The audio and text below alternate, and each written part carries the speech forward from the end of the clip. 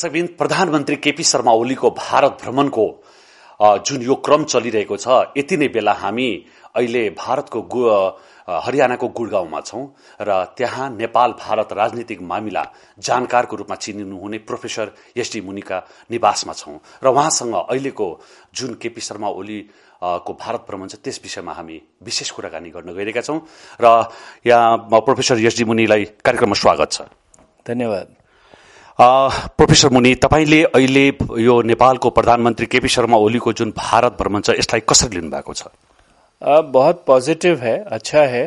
जो पहले गैर समझदारी हो गई, दोनों के बीच में काफी तनाव हो गया, वो अब सुधर रहा है धीरे धीरे। ये प्रक्रिया चल रही है और उस प्रक्रिया में ओली जी की जो ये यात्रा है ये बहुत महत्व रखती है, बहुत पॉजिटिव है। जस्तो भर्खर यो भारत भ्रमणको क्रममा नेपालको प्रधानमन्त्री र भारतीय प्रधानमन्त्री नरेन्द्र मोदी बीचमा केही कुराहरूमा सहमतिहरू पनि भएको छ, हस्ताक्षर पनि भएको छ। त्यो पाटोलाई हेर्दा यहाँले कसरी लिनुहुन्छ? त्यो पाटोले के भोलिको दिनमा नेपाल र भारतको सम्बन्धलाई अझै प्रगाढ बनाउँछ, यसलाई राम्रो बनाउन सक्छ भन्ने जस्तो लाग्छ कि लाग्दैन यहाँलाई? देखिए, ये जो समझदारी गड़बड़ा गई थी वो धीरे धीरे ठीक हो रही है। इस विजिट में कोई बहुत बड़े एग्रीमेंट्स नहीं हुए हैं और ओली जी जब काठमांडू से चले थे तब भी उन्होंने कहा था हम कोई मांग लेके नहीं जाएंगे। भारत की तरफ से भी कोई मांग नई नहीं है उसमें। तो ये जो प्रक्रिया टूट गई थी उसको वापस शुरू करने का एक प्रयास है और उसमें जो कई सारे प्रोजेक्ट भारत के चल रहे थे, अटक गए थे, उनको वापस शुरू करने में और जो वादे भारत ने किए हैं नेपाल के लिए उनको सक्रिय बनाने के लिए उसकी तरफ शुरुआत की जा रही है।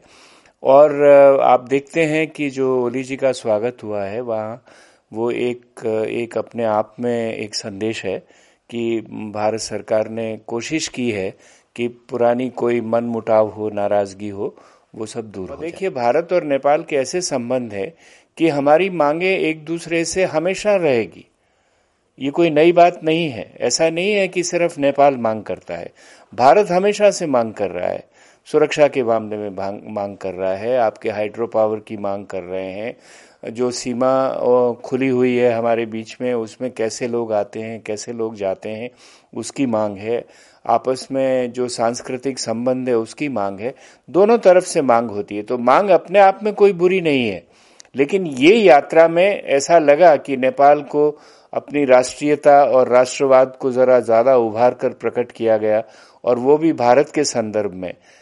उससे भी मनमुटाव हुआ। भारत ने जो काम किए, खास तौर से ये सामान की आवाजावी में, उससे भी मनमुटाव हुआ। तो ऐसे माहौल में अभी मांग को अलग रख के पहले इस बात की जरूरत है कि देखिए, जो हमने भ्रांतियां थी वो अब हट गई हैं और अब हम लोग एक दूसरे को वापस जो पुरानी रेलगाड़ी पे चल रहे थे उस रेलगाड़ी पे चलना चाहिए। जस्तो प्रोफेसर मुनि तपाईले भन्नुभएको छ, अब यो अहिलेको जुन भ्रमण भनेको कुनै मागको लागि होइन, यो भ्रमण भनेको सम्बन्ध सुधारको लागि हो भनेर यहाँले भन्नुभयो। तर यति नै बेला भारतीय प्रधानमन्त्री नरेन्द्र मोदीले सम्बन्ध सुधारको साथसाथै फेरि पुरानो त्यो एजेन्डा जसमा जुन अहिले नेपालले संशोधन सहितको संविधान जारी गरेको छ त्यसमा अझै पनि उहाँले के प्रश्न पार्नु भने सबैको भावना, सबै प्रदेशको, सबै जनताको भावना समेटेको संविधान बनोस् भनेर उहाँले अहिले कुरोहरू राख्नुभयो। यो कुरोले के लाग्दैन अझै पनि भारतीय पक्ष नेपालको संशोधित सहितको आएको संविधानप्रति चित्त बुझाएको छैन भनेर यहाँलाई लाग्छ लाग्दैन? देखिए, आप इस बात को नेपाल के संदर्भ में देखिए। नेपाल में इंटरिम कॉन्स्टिट्यूशन जो बना था वो कैसा बना था? नेपाल में जो जन आंदोलन 2 हुआ था जिससे कि सारे संविधान को बदलने की मांग थी, सारी संस्थाओं को बदलने की मांग थी, क्या मांग थी उसमें, कौन कौन लोग उसमें जुड़े हुए थे? इसमें भारत बहुत बाद में आया है। ये नेपाल की मांग है और उस नेपाल की मांग को पूरा नहीं करने की वजह से नेपाल के कुछ ग्रुप, कुछ समुदाय असंतुष्ट थे। उन्होंने एजिटेशन शुरू किया, मधेशियों ने एजिटेशन शुरू किया, जनजाति के लोग खुश नहीं थे, विमेन के ग्रुप्स खुश नहीं थे। मैंने बहुत लोगों के बयान पढ़े हैं और सबके सब एजिटेट कर रहे थे। उस एजिटेशन से नेपाल में अशांति और अस्थिरता पैदा हुई और उसका अभी भी खतरा है। तो जब अस्थिरता नेपाल में होगी तो आप चाहें चाहे नहीं चाहें उसका असर भारत पे होगा। और इसीलिए भारत, प्रधानमंत्री नरेंद्र मोदी अपनी पहली यात्रा से ही ये कह रहे हैं कि आप ऐसा संविधान बनाइए जिसका आपने वादा किया है। उन्होंने एक गुलदस्ते का उदाहरण दिया कि एक गुलदस्ते की तरह जिसमें अलग अलग रंग के फूल हो, अलग अलग खुशबू हो, सब के सब शामिल होकर एक जगह हो जाए, ऐसा संविधान बनाइए। और नेपाल के सभी नेताओं ने अलग अलग समय पर यह वादा किया, अपने लोगों से भी, भारत के लोगों से भी, विश्व समुदाय से भी, कि हम ऐसा संविधान बनाएंगे। तो ये जो मोदी जी ने अब बात कही है उसको दोहराया है कि आप जो वो वादा किए थे वो अभी पूरी तरह से पूरा नहीं हुआ है। ये सिर्फ मोदी कहें ना नहीं कहें, नेपाल में ये बात सबको सर्वविदित है। तो इसीलिए उसको याद दिलाया गया है कि जो आपने, हिंदुस्तान की एक फिल्म का गाना है, जो वादा किया वो निभाना पड़ेगा। तो जो आपने वादा अपने लोगों से किया है उसको आप अगर नहीं निभाएंगे तो लोग नाराज होंगे, नाराज होने से आंदोलन होंगे, आंदोलन से अशांति होगी, उससे हमको असर होगा और हम ये नहीं चाहते हैं। जस्तो प्रोफेसर मुनि, भारतकै संविधानको कुरो गर्ने हो भने थुप्रै पटक संशोधन भएको छ आवश्यकता अनुसार। 100 पटक भन्दा, यहाँ आफैले भन्नुभयो 100 पटक भन्दा बढी संशोधन भएको छ। त नेपालको संविधान अहिले भर्खर यति लामो समय उपरान्त भर्खर आएको संविधानलाई स्वागत गरेर पछि फेरि संशोधन गर्दै लैजानुस् भनेर स्वागत गर्नुको साटो हामी अहिलेदेखि नै यो गर्नुस्, यसरी सबैलाई समेट्नुस् भनेर राख्दाखेरि यो नेपालप्रतिको सहयोग हुन्छ या नेपालप्रतिको असहयोग हुन्छ, यसलाई प्रश्न पारिदिनुस् न। नहीं, ये बिल्कुल सही आप कह रहे हैं कि संविधान में संशोधन तो होते रहते हैं। कोई संविधान पत्थर की लकीर नहीं होता है। संविधान जो होता है वो समाज को एक रचना देता है, स्वरूप देता है। जैसे जैसे समाज के मांग बदलते हैं, जैसे जैसे समाज की आवश्यकताएं बदलती है, वैसे वैसे संविधान बदलते हैं। ये कोई नई बात नहीं है। आपने भारतीय संविधान का संदर्भ दिया, मैं आपको याद दिला दूं कि भारतीय संविधान जब बन के आया बाहर तो सभी लोगों ने उसका स्वागत किया। उस वक्त उसमें कोई आलोचना नहीं की गई थी। बाद में जैसे जैसे भारतीय समाज के परिवर्तन हुए, उसमें संविधान में संशोधन हुए और अभी भी होते रहेंगे। नेपाल का जो प्रश्न है वो ये है कि जो संविधान बन के आया, बनने से पहले ही उसमें आपत्तियां शुरू हो गई। इसीलिए संविधान आपका, हमारे संविधान से मैं मानता हूं बहुत अच्छा है, और जो संविधान नेपाल में अभी तक हुए हैं 6-7 पहले के, उन सब से उत्कृष्ट है, इसमें कोई दो राय नहीं है। लेकिन जो प्रश्न है जिसको नेपाल की सरकार और नेपाल के कुछ लोग टालते रहे हैं, वो प्रश्न ये है कि ये संविधान जैसा भी बना है, बहुत अच्छा बना है, फिर भी सभी लोगों को ये संविधान एक्सेप्टेबल नहीं है, उसका प्रश्न है। तो जो मोदी जी का अभी का बयान है या पहले का बयान है या जो आपके अंतरिम संविधान का बयान है, मधेशियों की मांग है, जनजाति की मांग है, वो सिर्फ यही है कि जो आपने पहला संविधान बनाने की कोशिश की थी उसको बनाइए, उसको कंट्रोवर्सी में मत डालिए। एक बार वैसा संविधान बन जाएगा, उसके बाद भी संशोधन होंगे उसमें कोई राय नहीं। तो आप बिल्कुल सही कह रहे हैं कि संविधान बदलते हैं हमेशा से, और भारत को पेशेंस रखना चाहिए। भारत को पेशेंस का सवाल नहीं है, मैं ये कह रहा हूं जनजाति और मधेशियों से कहिए कि आप पेशेंस रखें। अहिले नेपालमा जुन जारी भएको संविधान छ, नेपालको संविधान छ, त्यसमा भारतको असन्तुष्टि भइरहेकै बेला फेरि यतातिर त्यही संविधान अन्तर्गत बनेको प्रधानमन्त्री केपी शर्माको चाहिँ एकदम भव्य स्वागत, र भारतको इतिहासमा सायद दोस्रो प्रधानमन्त्री हुन्छ जसलाई राजभवनमा बास बस्ने व्यवस्था मिलाएको छ, राजकीय सम्मानका साथ राखेको छ। यो किन यस्तो? यतातिर संविधानमा चाहिँ चित्त नबुझेको तर त्यही संविधान अन्तर्गत बनेका प्रधानमन्त्रीलाई चाहिँ भव्य स्वागत, यो अलिकति प्रश्न पारिदिनुहोस्। बिल्कुल ठीक प्रश्न उठाया आपने। मैं समझता हूं कि ये सबसे बड़ा प्रश्न है इस यात्रा के बारे में, और इस यात्रा के दो पहलू हैं। एक पहलू है जो आपने कहा कि भव्य स्वागत केपी ओली जी का किया गया, और दूसरे में यह है कि जो हमारे असंतुष्टि के मुद्दे हैं उन सबको भी उठाया गया। तो मेरी समझ ये है कि भव्य स्वागत इस बात का संकेत देता है कि अगर हमसे कोई गलती हो गई, और मैं व्यक्तिगत रूप से मानता हूं कि भारत की नीति में एक गलती हुई कि उन्होंने आवाजावी सामान को रोका, जिससे आम नेपाली को बहुत कष्ट हुआ। मैंने इसका विरोध किया हुआ है यहाँ पर भी, और स्पष्ट रूप से किया हुआ है। यहाँ की सरकार भी मुझसे उस वजह से नाराज रहती है। तो मैं ये मानता हूं कि उस गलती को सुधारने का एक तरीका ये था कि देखिए हमने भव्य स्वागत किया, हमसे जो गलती हुई माफ कीजिए। दूसरी तरफ ये भी है कि आपने जो अभी काम पूरा नहीं किया है, जो वादा किया था उसको भी पूरा कीजिए। और उसमें भारत में अगर आप मोदी जी का भाषण देखें तो 3 बातें उभर कर बहुत सामने स्पष्ट रूप से आती है। एक संविधान का जो आप कह रहे हैं, दूसरा सुरक्षा का प्रश्न जो आप कह रहे हैं। ये जो चीन का मुद्दा जुड़ा हुआ है, ये भारत के मस्तिष्क में कहीं न कहीं सुरक्षा से जुड़ा हुआ है। और तीसरा है जो हमारे आपसी सहयोग की बातें हैं, चाहे वो हाइड्रो पावर हो, चाहे ट्रेड और ट्रांजिट हो, ये सब मुद्दे उसमें जुड़े हुए हैं। तो जो संदेश जाता है वो ये जाता है कि जो हमसे गलती हुई उसका हमने भरपाया किया, आपको भव्य स्वागत कराकर। लेकिन जो वादा किया है और जो हमारे हित हैं, आप उनकी अनदेखी मत कीजिए।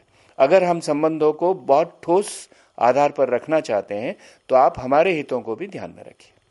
जस्तो अहिले तपाईँले भन्नुभयो सुरक्षाको सम्बन्ध भनेर र चीनको मामिला हो पनि केपी शर्मा ओली प्रधानमन्त्रीको सरकारले बीचमा भारत र चीनको भ्रमणको क्रममा ती कुराहरू उठेको छ।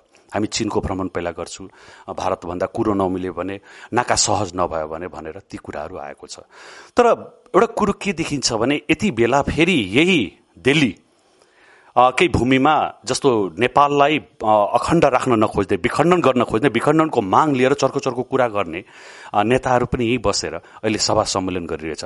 अनि त्यो सुरक्षा नीति चाहिँ नेपालले खोज्नु नपर्ने हो या भारतले त्यसलाई सहयोग पुर्याउनु नपर्ने हो कि अलिकति प्रश्न पारिदिनुहोस्। देखिए, भारत अपने पड़ोसियों का विखंडन नहीं चाहता है। अगर आपको याद दिलाऊं नेपाल का प्रश्न तो अब आया है। उस प्रश्न में नेपाल ने कभी नहीं कहा कि तराई को अलग देश बनाना चाहिए। और जैसे अभी आप कह रहे हैं कि कुछ तराई के लोग जो एक्सट्रीम पोजीशन लेते हैं वो भारत में बैठे होंगे, आते जाते रहते हैं, उसी तरह से जो तमिल के अलगाववादी लोग थे वो भी भारत में आते जाते थे, उनको भी भारत झेलता था। लेकिन कभी भी तमिल सेपरेट देश बनने का समर्थन नहीं किया उन्होंने। इसीलिए भारत कभी भी नेपाल को तोड़ने की बात नहीं कर रहा है, न की है, न कर रहा है और मेरे हिसाब से न करेगा।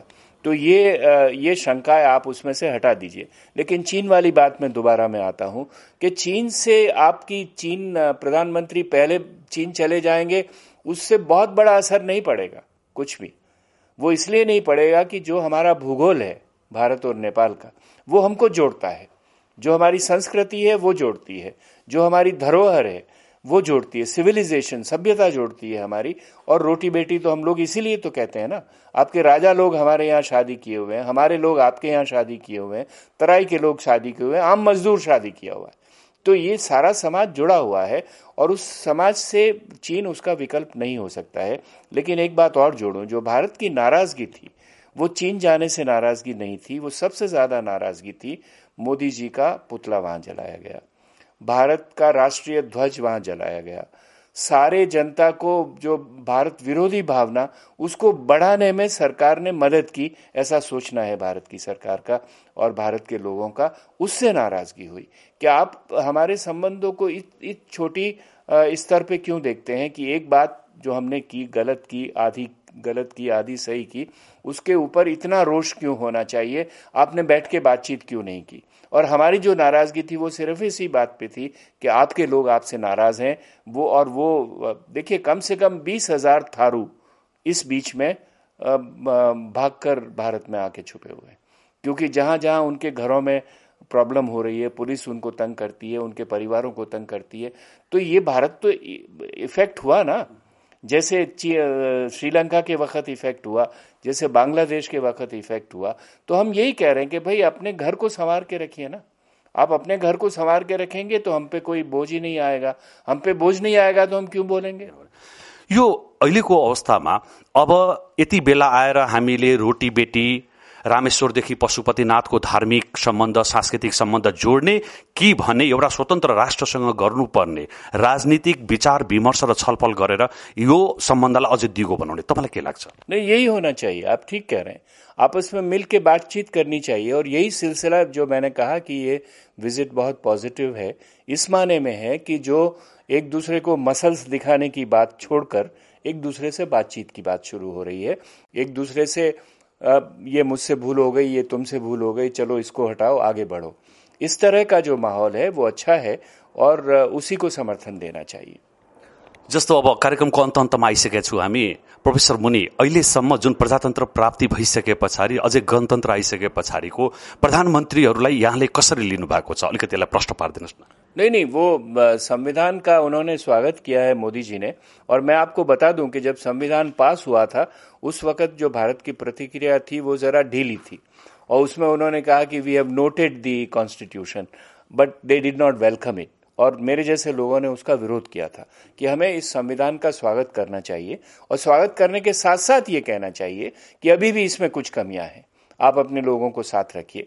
तो ये जो बात अभी भी मैं मानता हूं कि जैसा मैंने अभी कहा है आपके सामने भी, कि नेपाल का संविधान बहुत मायने में उत्कृष्ट है, लेकिन दुर्भाग्य की बात यह है कि आपके सभी लोगों को जो आपने वादे किए थे वो वादे इस संविधान में नहीं है। उन वादों को संविधान में लाने की कोशिश कीजिए। आप अपने समाज को एकजुट बनाइए। भारत की शिकायत है तो भूल जाइए, आप अपने लोगों की शिकायत दूर कीजिए, उससे भला होगा नेपाल का भी और नेपाल भारत सम्बन्धों का भी। जस्तो प्रोफेसर मुनि, अब कार्यक्रमको अन्तमै पुगिसकेका छौँ हामी।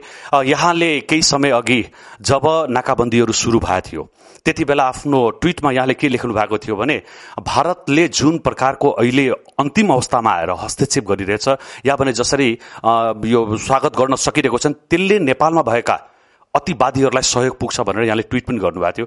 त्यस सम्बन्धमा के भन्नुहुन्छ? त्यो यति बेला देखिरहनु भएको छ कि छैन उदाहरणमा? नहीं, मैं मानता हूं कि ये जो डिप्लोमेसी में जैसे एन लास्ट मोमेंट पे जयशंकर को भेजा गया प्रधानमंत्री का विशेष दूत बनाकर, जो हमने 2 नोटिसेस स्टेटमेंट इश्यू किए, एक 20 तारीख को, एक 21 तारीख को, उसमें ये संकेत दिया गया कि सामान की आवाजाही में रोक आएगी, और फिर सामान की आवाजाही में रोक आ गई। और मैं मानता हूं कि उसमें सरकार का पीछे से समर्थन था, इसीलिए सामान की आवाजाही में रोक आ गई। ये सब गलत था, लेकिन मैं ये मानता हूं कि भारत और नेपाल के संबंध इतने प्रगाढ़ थे, और मैं मानता हूं कि नेपाल की नीति को, भारत की नीति को नेपाल के प्रति में शुरू से ही पूरी तरह से सक्रिय होना चाहिए था। सिर्फ प्रधानमंत्री के भाषणों से काम नहीं होता है। जैसे मैं मानता हूं कि बहुत सारे तराई और जनजाति के लोग जो विभिन्न पार्टियों में थे, अगर वो ये तय कर पाते कि हम ऐसे संविधान को पास नहीं करेंगे, तो ये संविधान होता ही नहीं। तो ये इस तरह से भारत के पास और बहुत साधन थे डिप्लोमेसी के, जिसमें कि लोगों को समझाया जाता, बातचीत की जाती, वो नहीं हुआ। और हम इस कॉम्प्लेसेंसी में रहे, उसका हिंदी अनुवाद मैं नहीं कर सकता हूं, इसमें रहे कि भाई हमारी बातचीत नेताओं के स्तर पर हो गई है, इसलिए सभी कुछ ठीक होगा। वो ठीक हुआ नहीं। जैसा मैंने आपसे कहा कि 10 दिन के अंदर अंदर संविधान पास हो गया और दिल्ली वाले देखते रहे। दिल्ली को समझ ही नहीं आया कि क्या हो रहा है, और उसी की प्रतिक्रिया ये थी। तो इसलिए दोनों तरफ नासमझी हुई है। उस नासमझी को अब मैं समझता हूं कि इतिहास के कूड़े के ढेले में डालिए और आगे बढ़िए। जैसा आपने कहा कि बातचीत से आगे बढ़िए, अपने संबंधों को सुधारिए। भनेपछि अहिलेको प्रधानमन्त्री केपी शर्मा ओलीको भारत भ्रमण ले सम्बन्ध सुधार्छ र आउँदो दिन नेपालको विकास, राजनीतिक विकास, आर्थिक विकास, सामाजिक विकास, सांस्कृतिक विकासमा यसले ठूलो टेवा पुर्याउँछ भन्ने यहाँलाई अनुमान छ? अनुमान है, इस आधार पर है कि नेपाल में अपना जो विवाद है वो हल होगा। जो मधेसी हैं, जो जनजाति के लोग हैं, उनसे बैठकर सरकार बातचीत करके समझौता करेगी, चाहे कोई भी समझौता हो। भारत कभी नहीं कह रहा है कि कॉन्स्टिट्यूशन की यही आर्टिकल्स उसमें होना चाहिए, हमें कोई मतलब नहीं है उससे। अगर मधेसी कहते हैं ये संविधान हमको मंजूर है, तो हमको भी मंजूर है। अन्तिममा अब प्रोफेसर मुनि, जस्तो अहिले भारत सरकारले सहज वातावरण बनाएको छ नेपाली नाकाहरूमा, र त्यो बनाएको अवस्थामा पनि मधेसी मोर्चाहरूको आन्दोलन जारी छ, र जसले यहाँ आफैले भन्नुभएको छ जबसम्म त्यहाँ आन्दोलन हुन्छ, जबसम्म त्यहाँ क्रान्ति हुन्छ, जबसम्म त्यहाँ संघर्ष हुन्छ, तबसम्म भारत पनि शान्त रहँदैन। अब तपाईहरू मधेसी मोर्चाका नेताहरूलाई के भन्न चाहनुहुन्छ? कस्तो प्रकारको आन्दोलन गर्यो भने नेपाल भारतको सम्बन्ध पनि बिग्रिँदैन र उहाँहरूको आन्दोलन एउटा उचाइमा पनि पुग्छ? देखिए, संक्षेप में एक बात कहता हूं, जो वादे आपने मधेसियों से और जनजाति से पहले किए हैं, नेपाल की सरकार ने किए हैं, गिरजा कोइराला की सरकार ने किए हैं, अंतरिम संविधान में लिखा हुआ है, उन वादों से क्यों आप अलग हो रहे हैं? और अगर उनसे अलग होने के बाद भी मधेशी एजिटेट करेंगे तो मधेशियों को ना मधेश की सिंपैथी मिलेगी, ना विश्व में कहीं और से सिंपैथी मिलेगी। लेकिन अभी जो प्रश्न है कि जो वादे आपने किए हैं उस पे, जैसे 2 राज्य का वादा आपने किया था, पहली बात अब कह रहे हैं हमसे गलती हो गई, क्यों किया? तो आपने उनके आशाएं बढ़ा दी ना। अब आशाएं बढ़ाने के बाद में कह रहे हैं हम आपकी बात नहीं मानेंगे, जबकि लिखित एग्रीमेंट उसके ऊपर हुआ है। ये प्रॉब्लम्स है। तो प्रॉब्लम यह है कि समझदारी जो बनी है उसको बनाए रखिए, उसको तोड़िए मत। अगर उससे तोड़ेंगे तो फिर लोग नाराज होंगे। हस् त प्रोफेसर एसडी मुनि, तपाईँले आफ्नो व्यस्तताको बावजुद हामी एबी न्यूज टेलिभिजनलाई आफ्नै घरमा बोलाएर तपाईँले जुन प्रकारका कुराहरू राखिदिनु भयो, नेपाल र भारतको राजनीतिक मामिला र त्यसबारेका भोलिका सम्भावनाहरू र भोलिका समस्याहरू छर्लङ्ग पारिदिनु, त्यसको लागि यहाँलाई धेरै धेरै धन्यवाद छ। नहीं, आपका स्वागत है। मुझे हमेशा हर नेपाली से बातचीत करने में बहुत प्रसन्नता होती है। देखिए, नेपाल के लोग मुझे अलग अलग दृष्टि से देखते हैं, मैं जानता हूँ, लेकिन 40 बरस हो गए मैं नेपाल के अध्ययन में लगा हुआ हूँ और नेपाल को मैं अपना दूसरा घर मानता हूँ। बहुत लोग मुझे बाबूराम, माओवादी ये करके इंगित करते हैं। उन सब लोगों को पता नहीं है कि किसी ज़माने में मैं सुजाता कोइराला का लोकल गार्डियन भी था। बहुत लोगों को पता नहीं कि बहुत कम भारत के पढ़ने लिखने वाले लोग ऐसे हैं जो कोइराला निवास में 7 दिन तक रह के आया हूँ विराटनगर में। मेरा संबंध नेपाल से बहुत पुराना है और सभी वर्गों से है, सभी ग्रुप से है।